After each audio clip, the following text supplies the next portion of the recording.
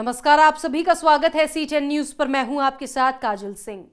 महाराज दर्शन दास जी के 68वें जन्म दिवस को समर्पित समागम सचखंड नानक धाम अचली गेट बाईपास में श्रद्धा भावना के साथ मनाया गया। इस समागम का शुभारंभ संत त्रिलोचन दर्शन दास जी के सत्संग और कीर्तन से हुआ। देखिए पूरी रिपोर्ट। उतनी मेरी औकात नहीं, ये तो कर्म है लोनी वाले का, वरना मुझ में तो कोई बात। समागम में अनेक संगतों ने अच्छे प्रवचन सुनाए।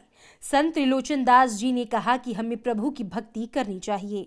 ईश्वर ही इस संसार की रचना करने वाले हैं। महाराज ने कहा कि अपने मन और इंद्रियों पर सत्संग की लगाम लगाकर देखो कि कितना सुखद परिणाम मिलता है। उन्होंने कहा कि धीरज की भांति ही धर्म है। जो धर्म पर टिकता है उसका कल्याण निश्चित है। ਪਹਿਲਾਂ जी साडा बहुत वधिया महाराज दा हुंदा। महाराज बहुत हो रहे ठीक ने महाराज जी। संगत दा पूरा ध्यान है।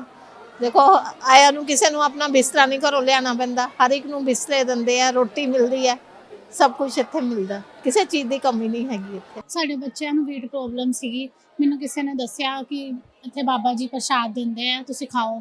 ਅਸੀਂ ਉੱਥੇ ਜਮਾਲਪੁਰ ਤੋਂ ਪਹਿਲਾਂ ਲੁਧਿਆਣੇ ਤੋਂ ਪ੍ਰਸ਼ਾਦ ਲਿਆ। ਸਾਡੇ ਬੱਚਿਆਂ ਨੇ ਖਾਧਾ, ਫਿਰ ਅਸੀਂ ਲੋਨੀ ਬਟਾਲੇ ਆਣਾ ਸ਼ੁਰੂ ਹੋਏ। ਮਹਾਰਾਜ ਜੀ ਨਾਲ ਜੁੜੇ ਪ੍ਰਸ਼ਾਦ ਨਾਲ। ਅੱਜ ਮੇਰੇ ਬੱਚੇ ਬਿਲਕੁਲ ਠੀਕ ਹੈ, ਮਹਾਰਾਜ ਦੀ ਕਿਰਪਾ ਹੈ। ਬੱਚਿਆਂ ਨੂੰ ਵੀ ਪੂਰਾ ਵਿਸ਼ਵਾਸ ਹੈ ਮਹਾਰਾਜ ਦੀ ਕਿਰਪਾ ਨਾਲ ਖਾ ਰਹੇ ਰੋਟੀ, ਠੀਕ ਨੇ। महाराज जी तो असी सिफत नहीं कर सकते, बई की करिए, असी तो बयान नहीं कर सकते। जदों दे जुड़े हैं किराए ते रहिंदे सीगे, कुछ नहीं हुंदा सी, ते अज मालक दी दया नाल सब कुछ है।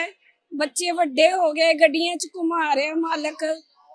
मेरे इन्नी गले दी प्रॉब्लम सीगी बई किथे PGI तक असी जाके आए।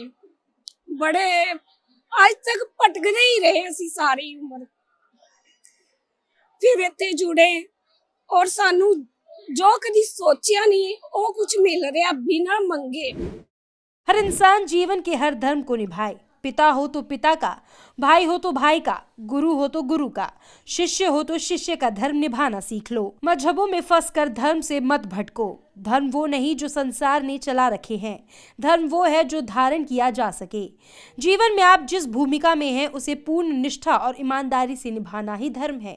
धर्म तो एक ही है और वो है इंसानियत का। गुरु महाराज ने कहा कि बनी बनाई में तो सभी मित्र हैं, मुसीबत के समय भी जो आपको ना छोड़े वो ही असल मित्र है। अब अपने आप को वर्तमान समय में इस उक्ति पर तोलो। मनन करो कि कोरोना काल की विकट घड़ी में क्या आपने धैर्य खोया या नहीं। विचार करो कि क्या इस बुरे दौर में भी आपने अपने इंसानी धर्म को त्यागा या नहीं। किसी मित्र ने इस विकट दौर में आपका साथ निभाया और क्या आपकी स्त्री ने इस विकट दौर में कितना संबल प्रदान किया।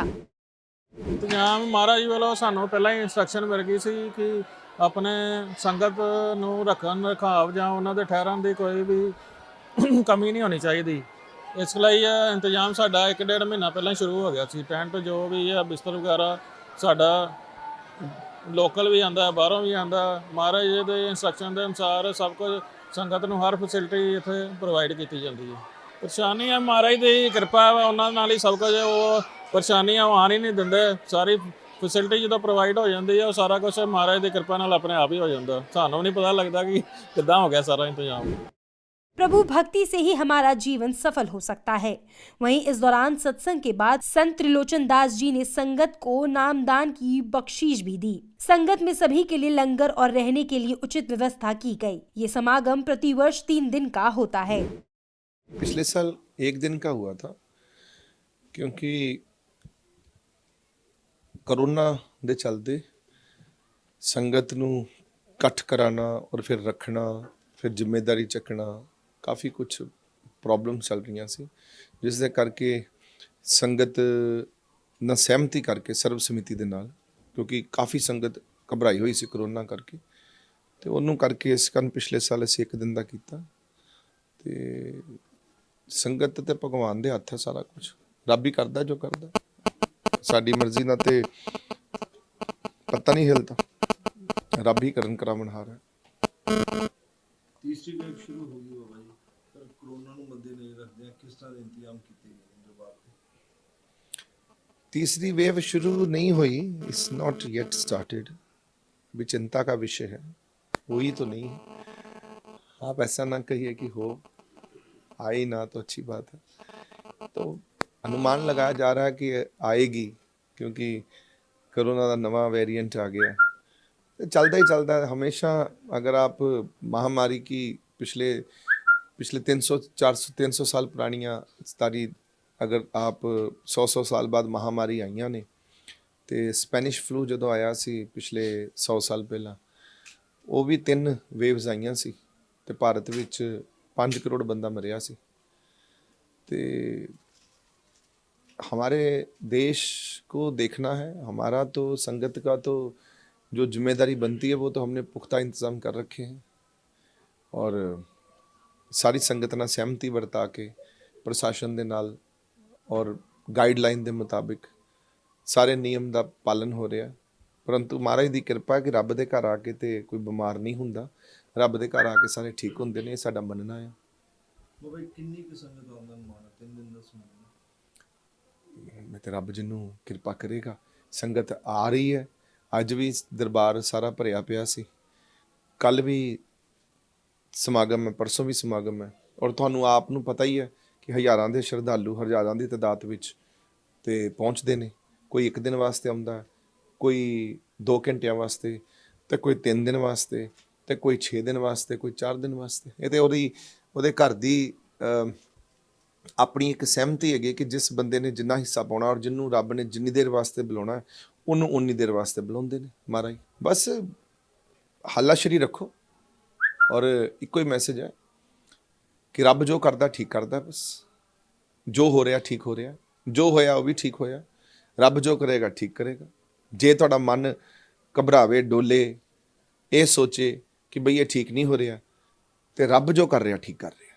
ਬਸ ਇਹ ਸੋਚਣਾ, ਥੱਲੇ ਡਿੱਗ ਕੇ ਆਪਾਂ ਕਿੱਦਾਂ ਉੱਪਰ ਉੱਠਣਾ, ਆਪਾਂ ਉਹ ਸਕਸੈਸਫੁਲ ਬੰਦੇ ਆ। ਇਹ ਨਹੀਂ ਕਿ ਸਕਸੈਸ ਉਹ ਨਹੀਂ ਹੈ ਕਿ ਜਿਹੜਾ ਲਗਾਤਾਰ ਹੀ ਕੋਈ ਅੱਗੇ ਵੱਧ ਰਿਹਾ ਹੀ ਨਹੀਂ।